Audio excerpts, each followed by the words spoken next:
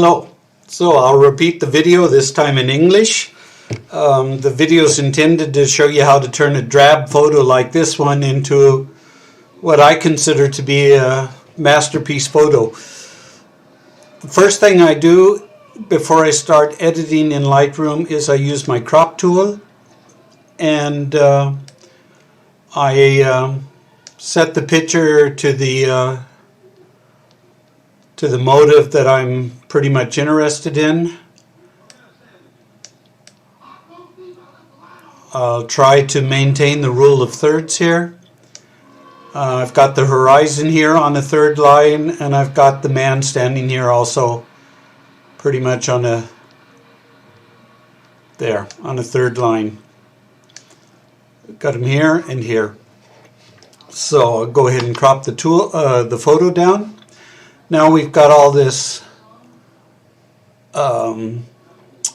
stuff here, man-made objects in the photo that don't have to be there. We have this sign up here on the tree, these signs here behind the tree, and this man-made object here, whatever it is, little shed or something, and we'll remove those by using the spot removal tool. And I'm going to start out with the clone setting on the spot removal tool. I'll move that up just a little bit. I don't need that little bit of white hanging in there. Well, I got it anyway. So, and here also there's a little piece of that sign sticking out over the side. Want to make sure I maintain the edge of the tree.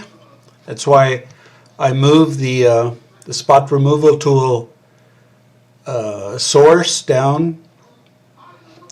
Now I'm going to switch to the hill function of the spot removal tool and go over this area here.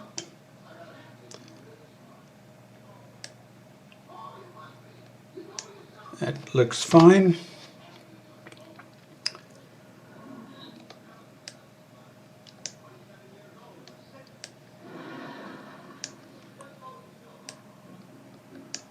A little more work here to get this out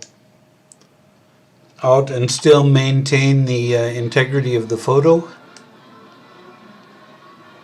Not supposed to look too much like it's edited.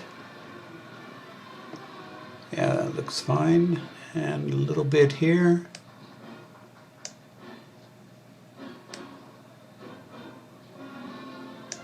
Yeah, that looks pretty much fine, I think. So then I'll go into the basic settings, and I always use the auto button here to get the initial settings for my photo.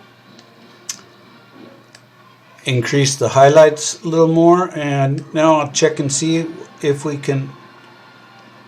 should increase or decrease the shadows. I'm going to leave the shadows about there.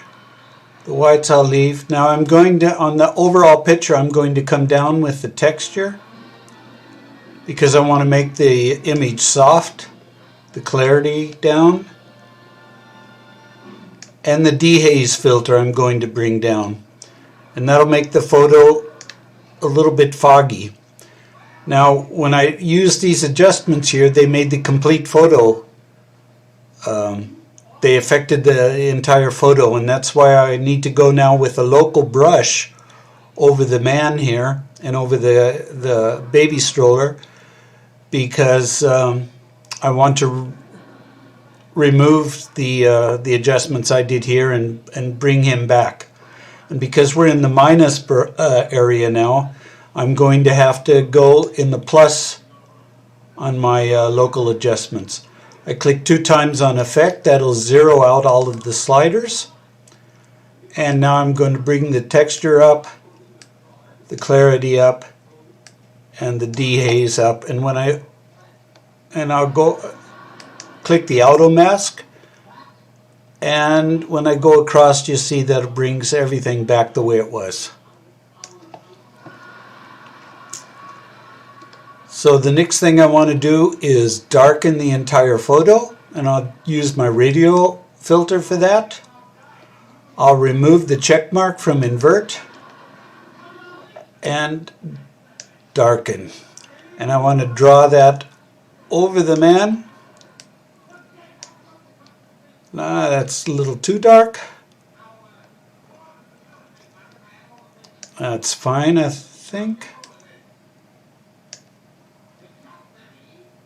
I'll duplicate that and bring it down in front. I want to add a little bit of shadow in front. So that I put the check mark on. Add just a little bit of shadow. That should be fine. And I want to lighten up the area behind him a little bit. So I'll put in a new radio filter. New. Effect 2 times. Oops, 2 times. Yes. And increase the exposure just a little.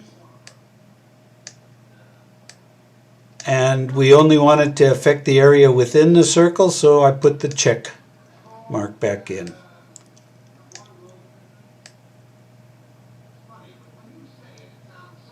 And here I want to restrict it to this area, so I'm going to use the luminance mask.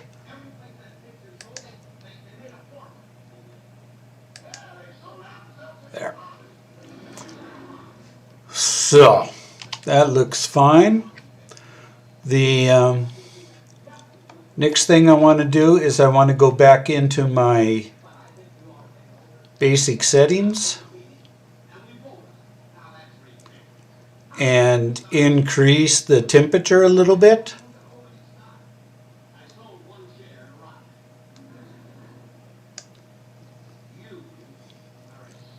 And I'm going to dehaze it just a little bit more. So it looks fine, I think. Now what we're going to do is we're going to draw in some sun rays. For that, we'll keep the exposure just under 1 full stop. I think we'll try it with 0.74. We want to lower the contrast just a little, lower the texture a little, and lower the clarity a little. And then we want to have 2 different brushes. One would be, and here down here with the brush we have A and B. Our A brush will be kept very small by moving the slider to the left all the way. The feather and the flow and the density you leave at 100. And for our B brush, the second brush, we'll make that a little bit bigger. I would say probably about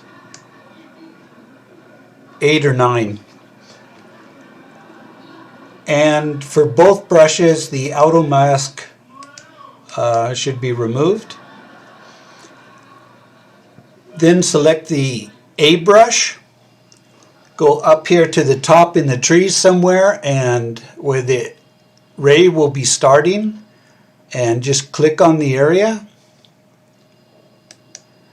Then hold down the Shift key, select the B brush, and come down here where the ray should be hitting. And select the area, and it draws a straight line from the beginning to the end.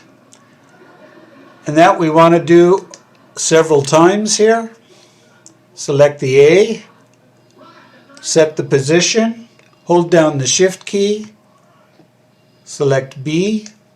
While holding the Shift key, reselect the next point, and repeat.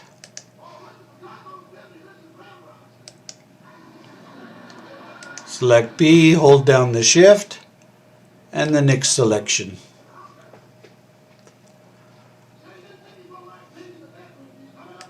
And nogmaal, do it again.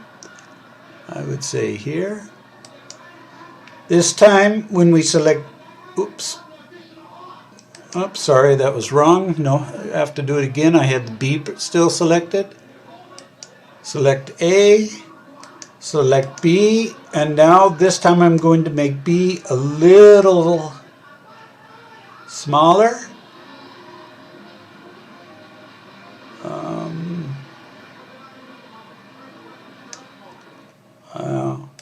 I'm going to go with comma 5.5 and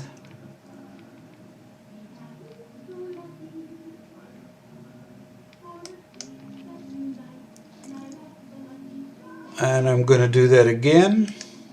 A, set the beginning, select B, hold the shift key down, and select where it's going to go.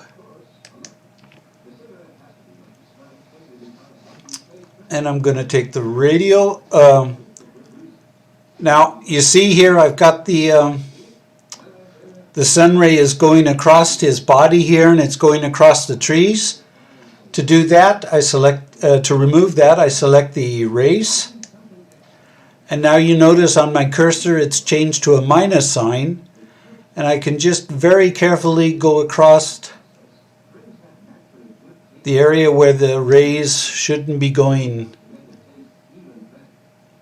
on. For instance, over this tree, I don't want them going across that tree, and I don't want them going here across this tree.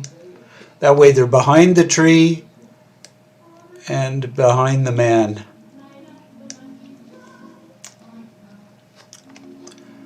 So the next thing I want to do is take a radial button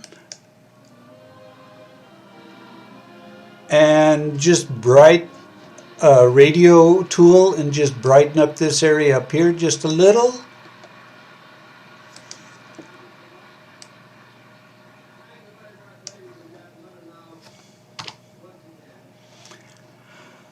And then I'll go down to the hue, saturation, and luminance, and I'll increase the orange saturation, increase the yellow a little bit the green, and a little bit the blue. Now I take another adjustment brush, new, double click on effect, increase the lighting just a little, a half a stop, and brighten up these leaves just a little bit here, these orange leaves, because I think this orange color looks really nice. The green here for maybe a little. I don't like that. I'll remove that with Control Z.